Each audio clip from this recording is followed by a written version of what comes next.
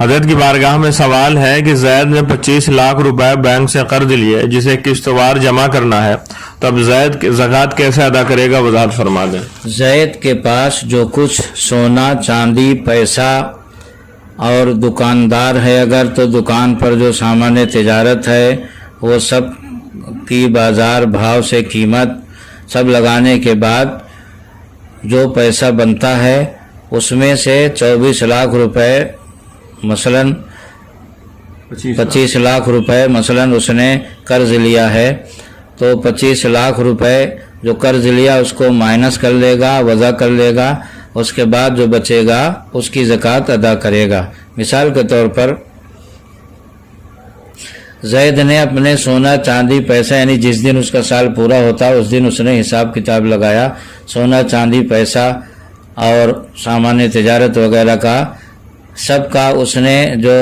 حساب کتاب لگایا، تو اس کے پاس 26 لاکھ روپے بنتے ہیں۔ تو اب چونکہ 25 لاکھ روپے وہ قرض لیا ہے بینک سے، تو 25 لاکھ روپے یہ مائنس ہو جائے گا، اور اس کے پاس سب کچھ یعنی مالیت جو ہے 26 لاکھ کی ہے، تو لہذا 1 لاکھ روپے سے 2.5% نکالے گا اور 25 لاکھ کی زکوٰۃ نہیں نکالے گا، کیونکہ وہ 25 لاکھ قرض میں مجرا اور مائنس ہو جائے گا۔ اسی طرح مثال کے طور پر کوئی آدمی 30 لاکھ روپے قرض لیا ہے بینک سے قسط وار دینے کی شرط پر، تو اب وہ اپنا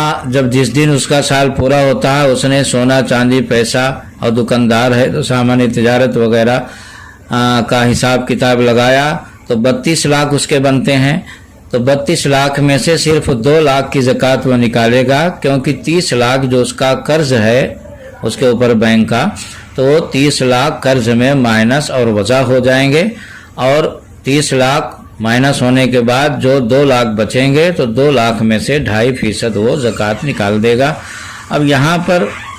ایک سوال یہ ضرور ذہن میں آ سکتا ہے کہ بینک کا قرض میعادی ہوتا ہے، اور میعادی قرض وجوب زکوٰۃ سے نہیں روکتا، یعنی وہ مائنس نہیں ہوتا، میعادی قرض کا اعتبار نہیں ہوتا ہے، جیسا کہ دین مہر ہے کہ عورت کا مہر اگر اپنے ذمہ باقی ہے مثلا 1 لاکھ 2 لاکھ، تو اس کا اعتبار زکوٰۃ میں نہیں ہوتا اور عورت کا مہر مائنس نہیں ہوتا ہے، تو پھر بینک کا قرض بھی میعادی ہوتا ہے، پھر یہ کیوں مائنس ہو رہا ہے اور اس کا اعتبار کیوں ہے؟ تو اس کا جواب یہ ہے کہ جو دین یعنی قرض میعادی ہوتے ہیں وہ 2 طرح کے ہوتے ہیں۔ ایک قرض جو میعادی ہوتا ہے وہ دین معجل عرفی اور ایک دین معجل مشروط۔ تو جو مہر ہے دین معجل عرفی، وہ مہر دین معجل عرفی میں آتا ہے، اور بینک کا قرض دین معجل مشروط میں آتا ہے، لہذا دین معجل مشروط کے طور پر اگر قرض ہے تو وہ مائنس ہوگا، مائنس ہونے کے بعد زکوٰۃ نکلے گی، اور اگر دین معجل عرفی ہے جیسے مہر وغیرہ تو وہ مائنس نہیں ہوگا، پورے مال پر زکوٰۃ ہوگی، لہذا دین معجل مشروط کو دین معجل عرفی پر قیاس نہیں کیا جا سکتا۔ دوسری بات یہ بھی ہے کہ بینک کا قرض دین قوی ہے اور مہر دین ضعیف ہے، اور دین ضعیف کو دین قوی پر یا دین قوی کو دین ضعیف پر قیاس کرنا قیاس وان فارق ہے۔ یہ چیز بھی یاد رہے کہ جو قسطیں ادا ہو گئی ہیں، مثلا کسی نے 5 لاکھ روپے قرض لیا اور اس کا 15 رمضان کا سال پورا ہوتا، 15 رمضان سے پہلے اس نے 1 لاکھ روپے ادا کر دیا ہے،